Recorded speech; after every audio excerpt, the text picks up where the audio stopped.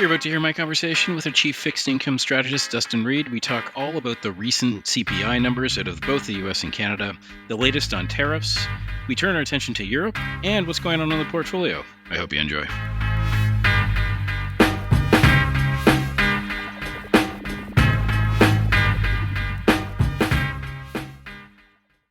This podcast is for informational purposes only. Information relating to investment approaches or individual investments should not be construed as advice or endorsement. Listeners should seek professional advice for their situation.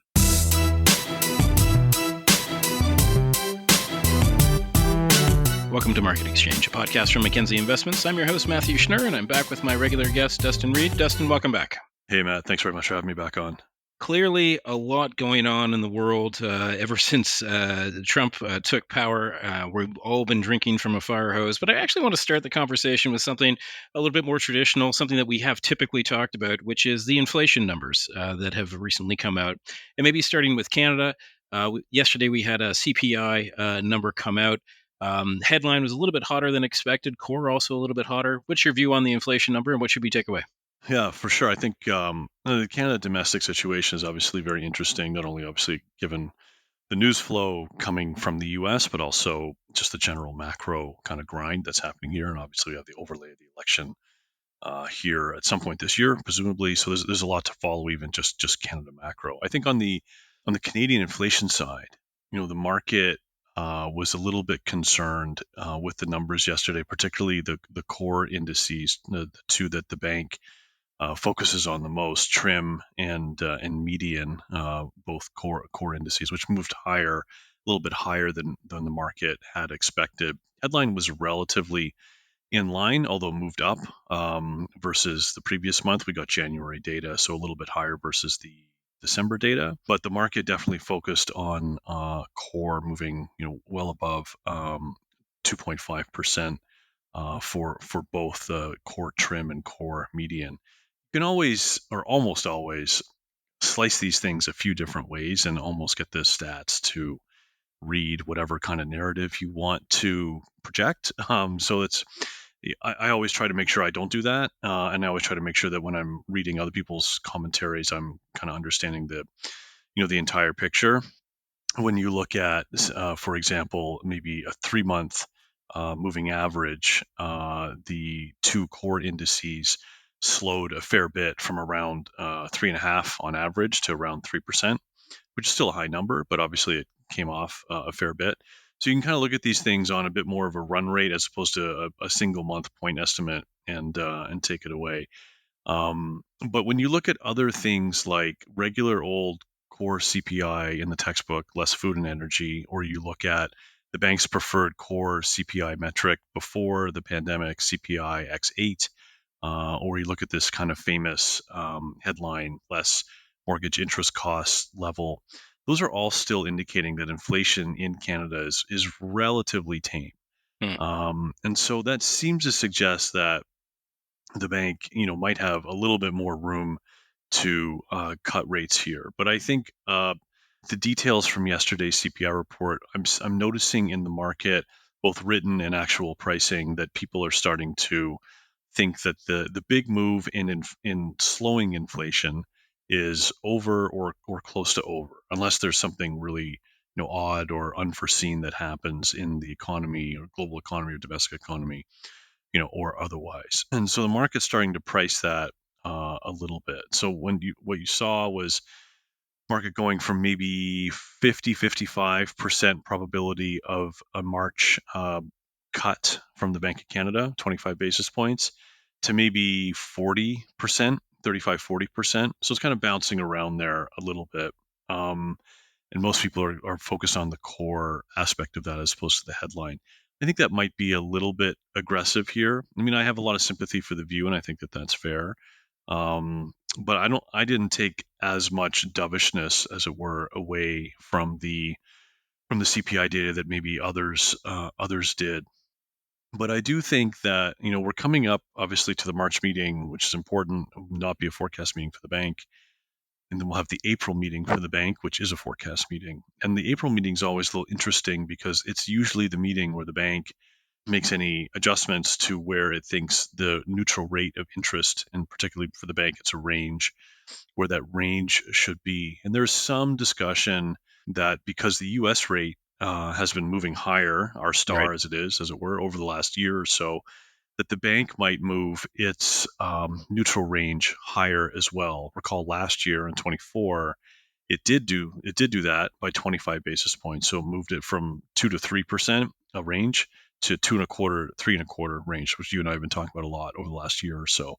And the discussion is that maybe the bank could up it again by another 25, so the neutral range would move to 2.5 and 3.5.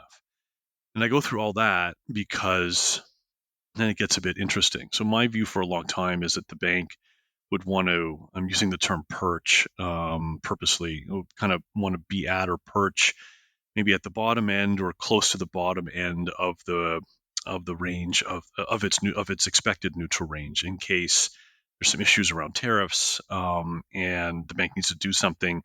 And it would probably have to do something maybe more than 25, but maybe it saves the bank from having to do a 75 or 100 basis point movement, and it only does maybe 50 to start, as an example. Well, policy rates right now are 3%, right on the money. So 3%. And so if the neutral range goes up to, from 3.25 to 2.5, 3.5, then guess what? The current policy rate as it stands right now in Canada is actually at the midpoint of the Right. range. And so that kind of changes the dynamic in terms of, okay, like where is the bank going to kind of perch and wait and see what happens on, obviously, not only the Trump story, but also kind of the organic economy and how it evolves. Sure. So I think that's all very interesting for the bank. I've been, as you know, we've been talking about the bank being more aggressive than the market has been pricing for a long time, as well as kind of pushing back on this notion. It's not happening now, but for a long time, the market was actually pricing the Fed to be more aggressive than the Bank of Canada, which we push back on pretty significantly. So now I'm starting to think about all of that. Obviously, the tariff story is an important part of how that all evolves, but I still like the Bank of Canada getting into the lower half of its neutral range. So even if we're at 3 and they do up the neutral range by a little bit in April, or they think that it will, I still think we can see rates down to 2.75 or even 2.5 before this part of the cycle is over. Great commentary. Maybe we'll move to the U.S. as well. We'll talk about inflation there and get your thoughts on some other topics as well. But we'll start with inflation. Okay. Inflation came out, I think, it was last week in the U.S. Yep. And also hotter than expected. What's your view on inflation and how that's going to impact the Fed's ability to maneuver? So the Fed has been talking almost from the same songbook here for the last little bit, a lot of members, whether they are voters or non-voters. And they've effectively said there's no rush to cut rates. I mean, that's kind of the one sentence paraphrase. I mean, they obviously a little bit more detailed than that. And the inflation numbers last week out of the US would seem to suggest that that is the right call for a bit. Both headline and core inflation were quite a bit hotter than expected.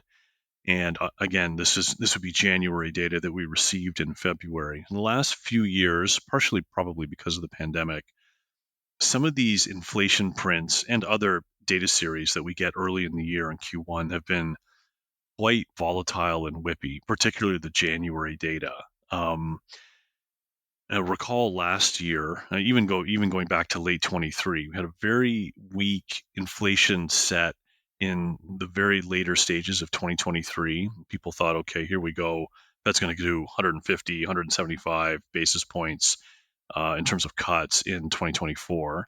And then in Q1 of 24, a year ago, those inflation numbers turned almost automatically, and they were quite strong, quite hot, and put a lot of doubt. And obviously, that never happened. We never got 150 or 175 in Fed cuts.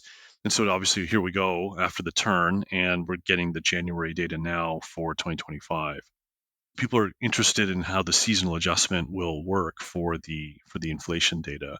And what we got was something again, once again, a bit of a curveball.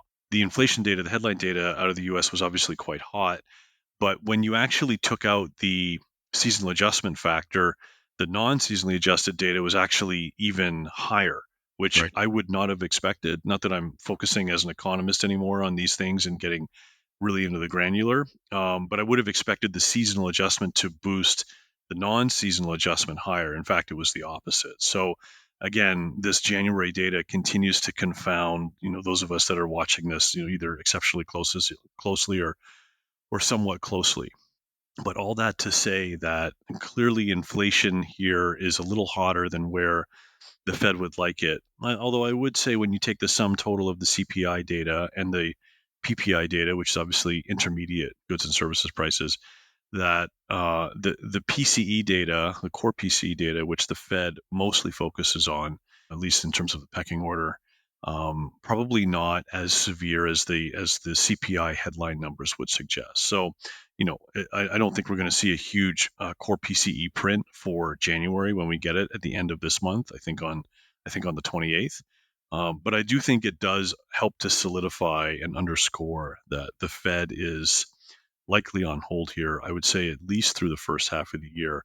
And market pricing has been bouncing around a fair bit, whether you look at kind of the Fed funds strip or the the overnight index swap strip. And even a few days ago, you could see that the market was not expecting the Fed to cut until September. So at least a full cut being priced. So it really is bouncing around. The market is very much, shifted to that narrative. And even with tariffs in the background, assuming the tariffs are, whether you want to call it inflationary or whether you want to call it price level adjustment higher, presumably, Right. the market is not particularly concerned about the Fed and really the Bank of Canada either. Having to hike rates to try and combat that. That is absolutely not a part of the discussion at this point. It doesn't mean that it can't come back in as a thematic and as a driver for markets, but it's very much not a part of the discussion here. So I do think that the rest of the Q1 data as we work through February and March has the potential to stay a little bit hot on the U.S. side, and will probably continue to underscore that the Fed will be on hold here for the next little bit. The March meeting, which is the next meeting for the FOMC, is a forecast meeting for the Fed, so we'll get the dot plot update, all that stuff. I think that there is a decent chance, and maybe it's obvious given what I'm saying, but I think there's a decent chance that the Fed actually turns a little bit more hawkish Right. at the March meeting. That doesn't necessarily mean that the Fed's going to flip and start talking about hiking rates, Right. whether in June or the back half of 25. But I think the tone coming out, the sum total, there's a good chance that the sum total of the tone between the statement, press conference, and the dots could kind of put a bit more of a hawkish skew on how the Fed at least is looking at the economy as we move through 25. Based on those comments, it sounds like tariffs specifically seem like less of a question mark for the Fed and in the reaction function of the Fed than it could be for Bank of Canada should we have fairly significant tariffs coming in. Yeah. Um, Maybe to address tariffs in general, we've seen the steel and aluminum tariffs come in. Today, Trump is floating a 25% tariff on auto, drugs, and chip manufacturers, which we're always hearing more and more tariffs being floated. And I'm not sure what ones will come to pass or not. And then, of course, we had the reprieve for Canada and Mexico, just broad tariffs. Give me your impression, I guess, generally on tariffs and how you really start to incorporate the threat of tariffs or the actual probability of likelihood of them coming through in your day-to-day decision making. It's a good question. It's not easy. There's, Sure. separating. I mean, I use this. It's a bit cliche, but I think it's important. Like separating the signal from the noise. Right. And I think everybody who's listening gets it when I say that. And I know maybe a more juvenile way to say it is, like boy cried wolf, Sure. right? It's like, Yeah. okay, Sure. how many times, right? I mean, I think from what I read this morning, and just obviously watching this stuff and following it, the only tariffs that have actually come in are the 10 percentage point increase on imported goods from China into Right. the U.S. Everything else has been floated, but not actually in yet. I think including the steel and aluminum tariff, which could be a March thing or other, but again, another announcement that hasn't necessarily come in. So that's the only, as we sit here today on, where are we here, the 19th, that's the China 10%, additional 10% is the only one that's come in. Doesn't mean that there won't be more. And I do expect that there will be some that come in beyond what we currently see and have. So I do think that that's very likely. Yeah, I think you're right. Like the bank and the Fed, in some ways they're looking at this same way. In some ways they're looking at it uh, differently. In the same way, and we talked about this, I think, on another podcast, but it's worth repeating. I think both banks look at tariffs, rightly or wrongly. So this is just my impression of the banks, not necessarily what I think that they're going to do. They look at tariffs as a one-off price level adjustment. Right. And so that effectively means that you have a step function and prices increase by X, whatever that X is. And then I wouldn't say it's completely flatline, but it's relatively horizontal after that. There's really not a lot of reverberation going through the economy. And that, I think that is really the question that's up for debate. If you see, let's say, I'll start with 10%. If there's a 10% across the board price level adjustment, does the reverberation of that 10% kind of feed into, importantly for central bank speak, inflation expectations? Right. That'll be the key. If the banks think through surveys and otherwise that inflation expectations over the next 1, 2, 3 years are significantly moving higher as a result of what they think is a price level adjustment, a one off price level adjustment, then that will potentially dictate a slightly different reaction function.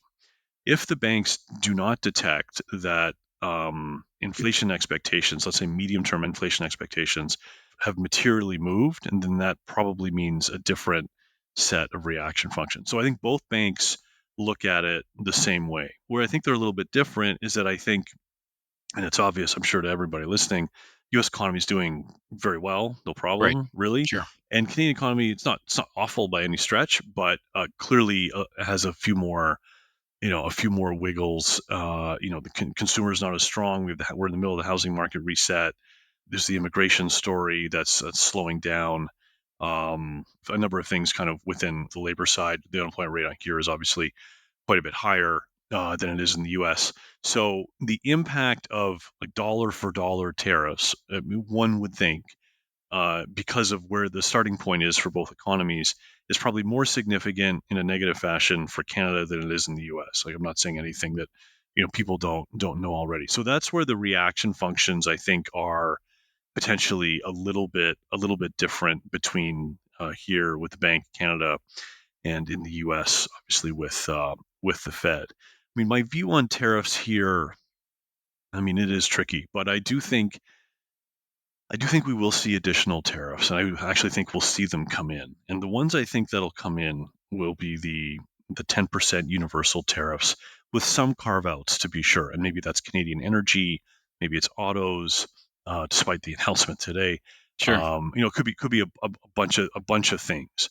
Um, the reason I think that is happening is because I think that Trump and his administration really want to pass an extension of the tax cuts that were implemented in Trump's first administration, Trump 1.0, the Tax Cuts and Jobs Act, right? And that expires at the end of this year. So if nothing done, then those tax rates, whether it's personal, corporate, or capital gains or otherwise, will move higher. I mean, that's just a fact because the Sure. bill expires. Yep. So they need to be extended. And if they need to be extended, in theory, you want to maybe not balance the budget, but you want to maybe not have a huge deficit with the budget given lower revenues around lower tax rates. So will Congress use tariffs to we use the term pay for? Will Congress use tariffs to pay for some or all of the TCJA, the Tax Cut and Jobs Act, lower tax extension? And we believe, or at least I believe, that Congress will not want to vote for tariffs as a pay for, because I think Congress will think that constituents will see that as a tax under another headline, another name. Right. And that's problematic for the midterms, for people being elected, all those things. So how do you do that? I mean, you can still pass the Tax Cut and Jobs Act and not pay for it. But what does that do? Well, it probably means you have to issue a lot more U.S. Treasuries, a lot more paper. And will you have enough demand for that paper, given the increase in supply? And the risk is that there's the same demand or less demand for more supply, which basically means prices lower, yields higher. And that is clearly not what this administration wants to do. And new Treasury Secretary Besant has effectively said, I want to see 10-year yields lower. So that would be incongruent with that type of policy. So you need the revenue. So hence the ERS, the kind of cobbled together external revenue service, is probably going to be there to enact or extract tariffs from incoming goods and services, but predominantly goods, and use that money and funnel that money to pay for or offset the tax cuts.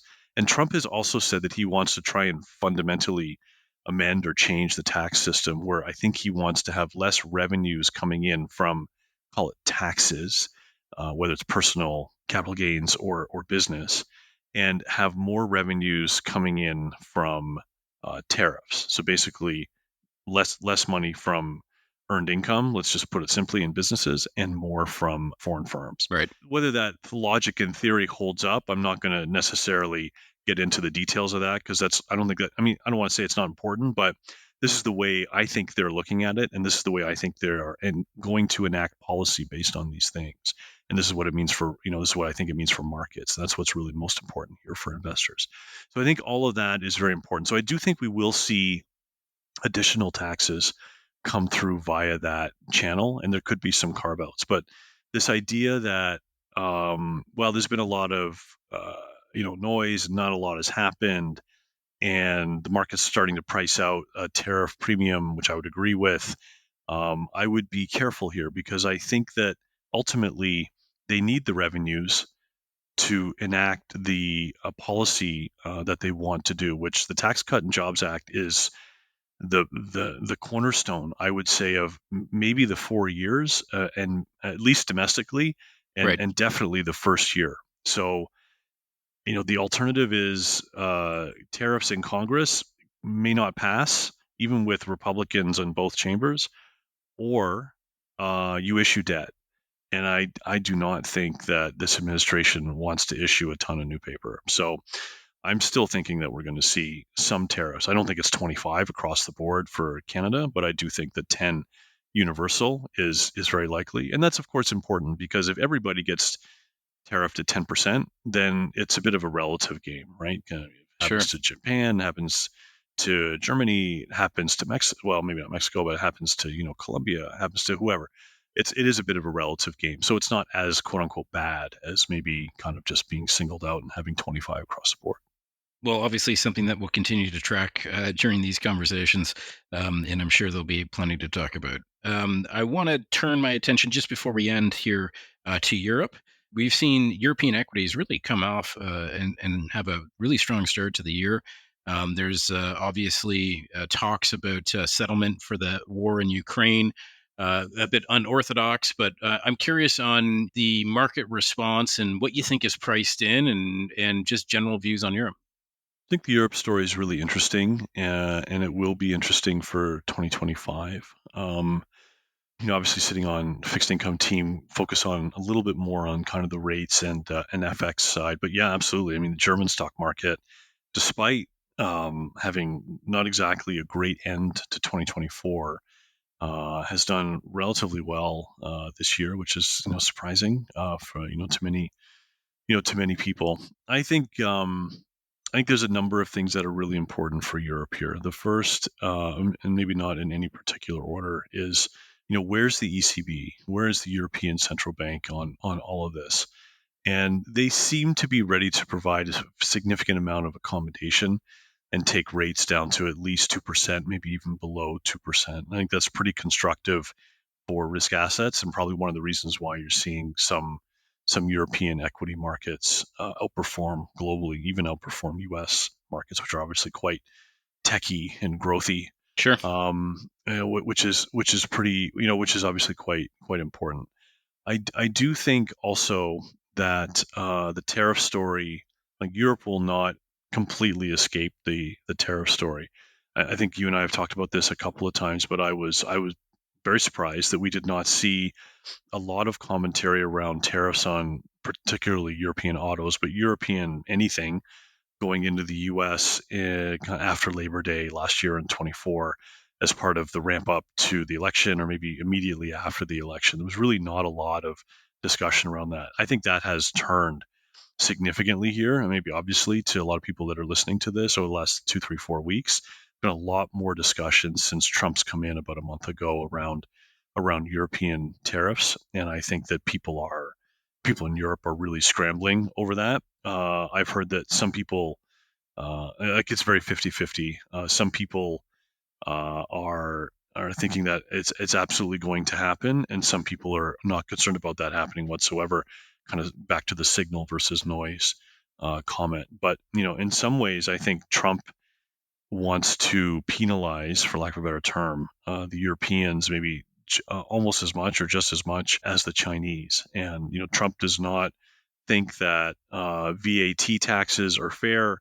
And again, I'm not going to opine into whether I think that that's economically correct or not, but he Sure. doesn't think that that's fair. And U.S. obviously does not have a federal VAT like sales tax or state taxes, but not federal sales taxes generally.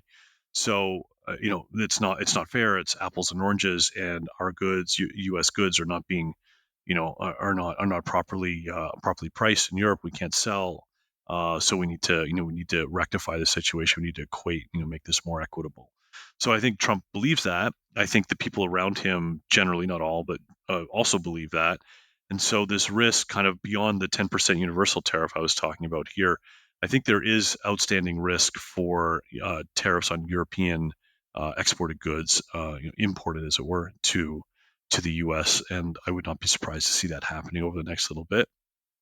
That is not particularly priced, I think, Okay.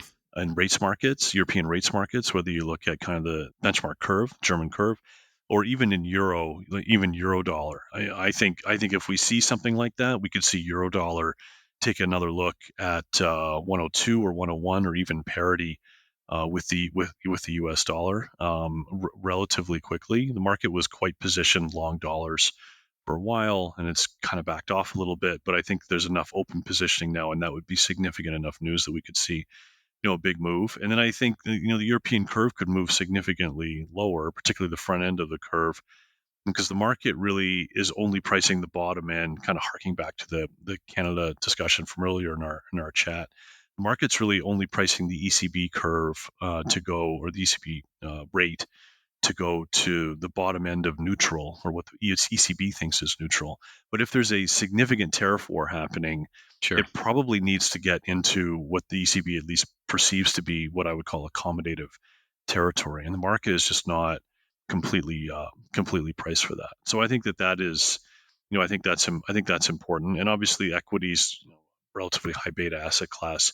One could argue that if you've got kind of frothy equity markets, maybe a little bit of air needs to come out of the tire there from a Right. from a cross asset perspective. So I think that's all very important. I mean, the other thing I think, obviously, on Europe, to state the obvious here, is Russia Ukraine. The news over the weekend, I thought, was, I mean, maybe putting on my geopolitics hat for a second. I mean, it's just absolutely stunning.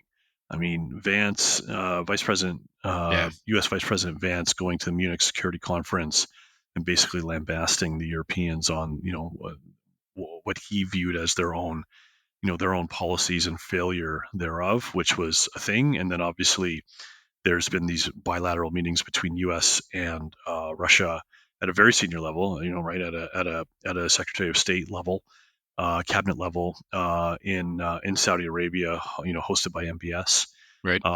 with Europe really not at the table and Ukraine really not at the table. And Ukraine is clearly annoyed. And you had French President Macron convene kind of a mini crisis summit on Monday in France to kind of figure out how do we fix this. So there's a lot going on there. There's a very good chance we are going to see a ceasefire, I think, in Russia Ukraine. Whether it holds or not, I don't know. But I do think that that is becoming more and more likely, and Europe may not like the terms, and Ukraine may not like the terms, and therefore the ceasefire may not hold. But there probably Right. is going to be some sort of a window for something to happen. And one of the more interesting things for me out of that, from a markets perspective, is going to be what is the place of Russian natural gas flowing into the rest of Europe? Most of it has now been cut off, as I'm sure most people know. But Germany was a recipient of relatively inexpensive natural gas coming from Europe for years and years, and that cheap energy input allowed, in some ways, and to some people would say, Germany to export, build and manufacture and export goods to the world, particularly China, at a relatively cost-effective rate. And now that cheap gas, as it were, is not flowing anymore, and China, of course, is obviously having some issues on the macro side. That's causing some macroeconomic consternation, in Europe. And that's one of the reasons why in 2024, Germany and some of the other countries, did not have a fantastic year from a GDP perspective. So, I mean, not to put it all on one thing, because I think that's probably a bit dramatic, but and this is why I think the Europeans probably want, or one of the many reasons, frankly, the Europeans want to have a seat at the table. If there's some sort of ceasefire that allows Russian natural gas to flow fully and cheaply going forward, sanctions are dropped, that sort of thing, that probably means one path going forward for macro Europe. If, on the other hand, it's kind of the state of play as it is now, then it's probably a different path from a macroeconomic perspective for Europe going forward. I mean, obviously there are many other inputs that are going on, that are happening, that will be driving what's going to happen in Europe here for 2025 and beyond. But this negotiated ceasefire and what's included and what is not. I mean, obviously there's other things like NATO inclusion and what land is going to be kept and Right. who's going to monitor, and Right. all those things too. And we can talk about that maybe at another podcast. But more from an economic, like what's going to be really important for Europe in terms of 25 and 26, and what's going to make it investable, and how could the market be wrong? That is probably the main item or driver that I'm looking at right now to see what is or is not going to happen. And I think that's a really important point for investors here as we kind of work through Q1 into Q2. I mean, it does seem like Trump wants to have something in place by Easter, which is late this year. I think it's around the 20th of April. So we're looking at about 2 months here as we sit here on Feb 19. So I think the next 2 months of data flow, particularly around geopolitics in Europe, is extremely interesting and extremely important in terms of how the outlook for Europe, macro outlook for Europe, plays out for the duration of 25. Uh, Great commentary, Dustin. Maybe in just a few minutes, talk a little bit about how this translates into some of the positions in your portfolio. Yeah, for sure. There's a lot of things that's always going on in the portfolio. In some of our funds, we are overweight TIPS, Treasury inflation protected securities, which obviously it does exactly that, protects Sure. against inflation. Right, so you can buy nominal bonds, which don't necessarily protect against a ton of inflation, and you can buy the inflation protected that do. And sometimes we like to get our duration from inflation protected, and sometimes we do not. Right now, in some of our funds, particularly global and a little bit non-constrained, we have a decent amount of tips, getting our duration in longer end tips, because we kind of, going back to the beginning of our conversation here around the US side, a little bit concerned, particularly in the near term, around slightly higher inflation prints in the US. And if we do see a little bit on the tariff side, um, that could feed through, whether it's price level adjustment or inflation. I mean, it's maybe a bit semantics, but I mean, the market, I think, doesn't care, and it will prefer real duration, as it were, over nominal duration. So that's one trade that we have on. I wouldn't necessarily call it a trade; it's more kind of like an underlying structural view. Another one that we have on is Canadian and U.S. 30-year bonds expecting to narrow. So last year we had this trade on. We put it on. So Canadian 30-year bonds are obviously trading with a lower yield than U.S. bonds. Last year we looked for the same trade. We put it on at around minus 117 basis points, and we took off some in the low 90s and then some, I think, in the high 80s. So as that spread compressed, we were in the money, as it were. Right. And then that number actually moved over the last 4, 5, 6 months from around 85, negative 85, to negative 160. So Canadian 30-year yields were 160 basis points lower than equivalent US 30-year yields. And we thought that was way too much for a number of reasons. I mean, the very, very back of the envelope statement would be that the market is expecting a 1.6 percentage point difference in nominal GDP between Canada and the US over the next 30 years. Right. Canada lower. And I think Canada is going to be lower, but I don't think it's 100. I don't think it's 160 basis points per year lower. And so I think our view is that once again that spread could narrow. And so we've put that trade on at around minus 155. And last time I checked, it was trading around minus 135 or 140. And I can see that moving to minus 120 or 110, depending on how things go here. Obviously, if the back end of the U.S. curve moves higher, then that would be Sure. problematic. And if people found a bid for Canadian long end duration, which I don't think is the case here as we kind of move through 2025, then that would also be a problem. So that third standard deviation minus 160 basis points to us seemed to be a good opportunity to fade that. Again, we don't disagree with what the market is saying, but just the sheer amplitude of how the market was expressing it. So we saw a fair bit of opportunity there. Continue to like New Zealand duration. We think that that's a really good pickup over Canadian duration in the 10-year space, and we can hedge it. We can fully hedge it with relatively minimal cost, a New Zealand dollar versus Canadian dollar, and so we're currency hedged on that, and it's protected. We have some small appreciating Canadian dollar options looking for the election here, which we haven't talked about on this call, but looking for the election to make Canada a little bit more investable again from an optics perspective globally. I mean, we've talked about that a little bit on previous podcasts. Sure. And we have a little bit on similar kind of functionality, or at least pathway directionality for dollar Mexico as well, with dollar Mex expected to move higher first, so Mexico weaker, and then as things kind of settle down into Q2 on the tariff front, we actually see some Mex appreciation against the U.S. dollar, and people still relatively happy to clip that carry, and carry still relatively friendly environment here, as long as U.S. rates don't move materially higher, which we don't expect. Or the U.S. dollar doesn't continue its big ramp higher as well. So Right. those are some of the trades we've got on, but there are many others. And as I've said many times, this year is going to be full of great ideas for macro investing. Great. Well, thanks for taking the time to walk us through the current state of play, Dustin. Much appreciated. Thanks very much for having me, Matt. Great to be here.